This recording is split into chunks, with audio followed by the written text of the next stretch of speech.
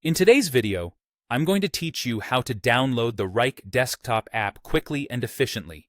Whether you're using it for project management or team collaboration, having the Wrike application on your desktop can streamline your workflow.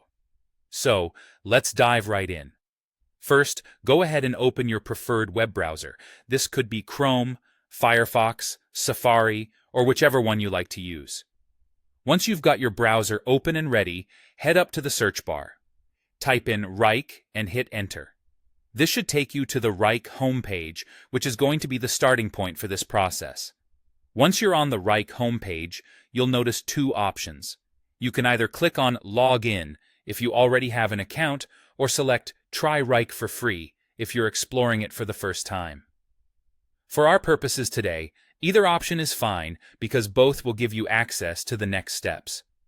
Now that you're navigating within the Wrike environment, look for a menu option titled Apps and Integrations. It might be located in a drop-down menu or a dedicated section on the page.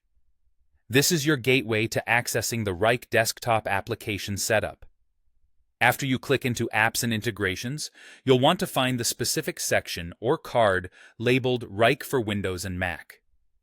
This part is tailored to versions compatible with your desktop environment, ensuring you get the right software for your operating system. It's a crucial step as selecting the wrong version might lead to installation issues or compatibility problems. Once you've located the Wrike for Windows and Mac card, you'll see a download button. Go ahead and click that button. This action will initiate the download of the Wrike desktop installer onto your computer. Depending on your internet connection and speed, this process may take a little time, so be patient here. And that's it. You've successfully initiated the download of the Wrike desktop app. Now, once the download is complete, you can proceed with installing the application following the usual installation prompts on your system. But today's instructions focused on simply getting that download started.